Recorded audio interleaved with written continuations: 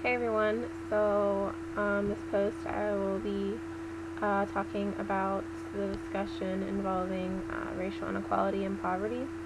So, pretty much, um, I want to start by saying that pretty much what the other two videos said, um, that white people tend to be less in poverty than other ethnicities.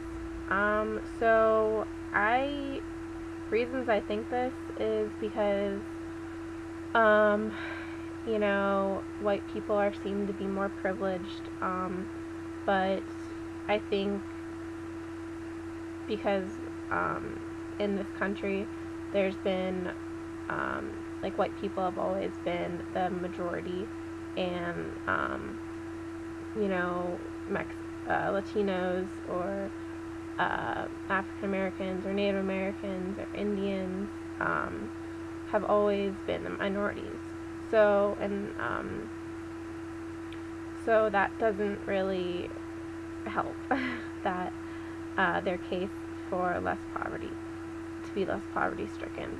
Um, so it's pretty much just how the history of our country works. That's why I believe white people have been more privileged. And then there's the whole other issue of um, people work for what they have. Some people work for what they have, I should say. Others are kind of just given it. But I believe that if you are growing up in poverty, that you should want to work your way out of poverty, and you should want to get a better education. You should want to go to college or some other higher up education to get yourself out of poverty and to find a good job, to get off of welfare, and just to basically prove it to yourself and to whoever else you needed to prove it to that you are capable of getting out of poverty and living without government assistance. So I believe that it's all about how much you want not to live in poverty anymore. Okay, so some other things I just wanted to cover. I think Erica made some real good points in her video. So I don't really have any personal issues or examples with being in poverty, or even any friends or family members.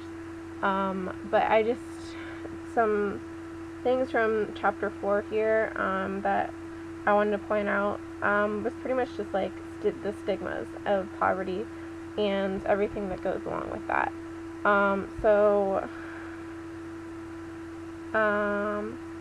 many Americans believe that poverty is a self-inflicted condition resulting from the personal factors such as lack of effort and or ability. So pretty much not having that motivation. And then others, they feel ashamed and humiliated, and that's a negative stereotype, so they don't want to move forward and they don't want to fix their poverty, their life. And then for just some examples, some quotes when people were talking.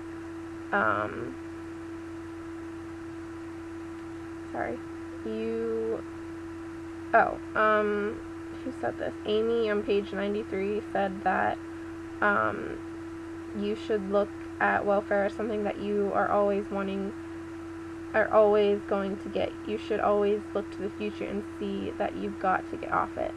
So Amy believes, like I said earlier, that she should get off of poverty and it's not going to be there forever. So she wants to look to the future where she can provide for herself and maybe her family. And so in the trailer park example, there's just another one that pretty much this is in the 50s, the trailer park example. So pretty much there was a bunch of different minorities living in the trailer park, and even like whites, but they were in the minority because they lived in poverty and lived in trailer parks, which weren't, ritzy back then, and they were looked down upon. So, but there's like Chinese families, there was African American, there was whites, and they just all lived like in peace together. They were friendly with each other compared to the whites up the street who lived in like these 2 and 3 story like nice looking homes. Like they didn't want their kids going to the same schools, and they didn't want to be associated with the trailer park trash. So I think hopefully, or I know that our country has grown. Like I think we still believe in trailer park trash, but I think that we've grown to not grown enough, I should say, to not tell our children who they can and cannot be associated with and who they can and cannot play with. So I believe that there's, in schools nowadays, depending on where you're living, there's a better mixture of different racial backgrounds. So that's what I got. Yeah, thanks. Oh, real quick, sorry, I just remembered something. People who, like, not necessarily live in poverty, but they don't have, like, access to a car, they have to ride the bus.